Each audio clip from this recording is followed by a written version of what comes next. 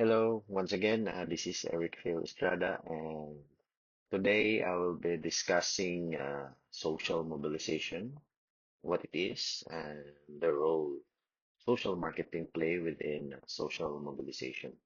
I will define the concept, cover its elements and steps, then show exactly where social marketing fits and why it matters. So, what is social mobilization? At its core, social mobilization is the creation of a vast social movement for a particular development program. McKee defined it in 1992 as bringing together all feasible intersectoral and social allies to raise awareness of demand, deliver resources and services, and strengthen community participation for sustainability and self-reliance.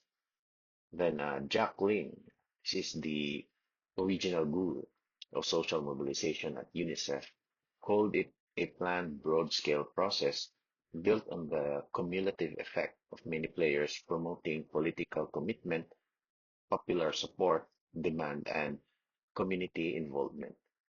So, in plain terms, it is rallying allies such as politicians, corporations, religious leaders, NGOs, and the masses so they own and support a program.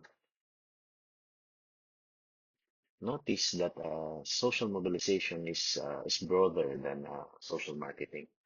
It is a self-sustaining process, not a one-time campaign. It is not limited to commercial marketing principles. Instead, it converges the efforts of government, non-government sectors, communities, and individuals, and it mobilizes both human and financial resources.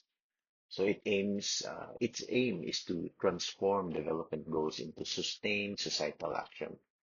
So keep this scope in mind because it explains why social marketing sits inside social mobilization rather than the other way around. So Lean organized social mobilization around six core elements. We have advocacy, information, education, and communication, or IEC, community organizing, capability building, monitoring and evaluation, and networking and alliance building.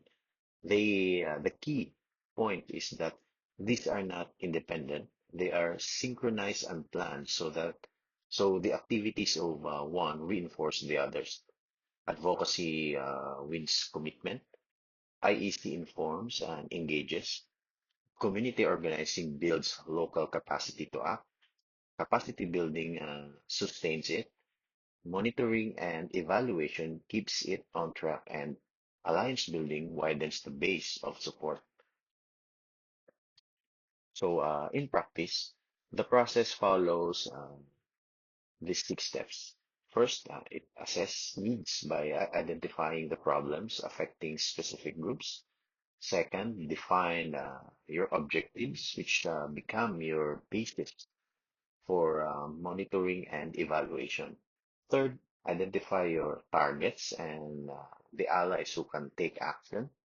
Fourth, plan the implementing details for each component. Fifth, implement by advocating and mobilizing. And six, monitor and evaluate, constantly seeking feedback so you can improve what needs improving and adjust what needs adjusting. So, where does social marketing fit? So, as shown in the graph, Navarro in 1997 framed the three as nested domains. Social mobilization is the broadest domain. Communication and social marketing operate inside it. So the takeaway from this the graph, well, I mean the diagram, is simple but important. Social marketing is an approach applied within social mobilization. It is a tool used inside a larger process, not a substitute for it. There is the specific role it plays. When we mobilize stakeholders, we cannot avoid introducing a new social idea or product that those stakeholders need. That is exactly where social marketing goes to work. It creates demand for the programs, ideas, products, and services at the heart of the campaign. It designs, positions, advertises, and promotes the social idea or product, and it makes stakeholders buy in, spurring them to action. So, communication ties the whole framework together, but social marketing is what turns awareness into actual adoption. So this is a concrete example. Uh, this is the Preeti campaign. Robbins documented in 1985 how Sri Lanka priced a condom brand named Preeti, meaning happiness, very cheaply and distributed it across more than 3,600 outlets. Agricultural extension workers and mass media carried the message, and sales rose from 300,000 a month in 1974 to about 500,000 by 1977. So the rallying of health agencies and field workers was social mobilization. The branding, the pricing, distribution, and promotion that got people to accept and use the product was social marketing working inside it. So to bring it together, social mobilization gathers the people, and social marketing gets them to buy in. Social mobilization is the wide, self-sustaining uniting of every sector behind a development goal, built on advocacy, IEC, community organizing, capability building, monitoring and evaluation, and alliance building. Social marketing lives inside that process, creating demand and moving stakeholders to action. That would be all for this presentation. Thank you and good day.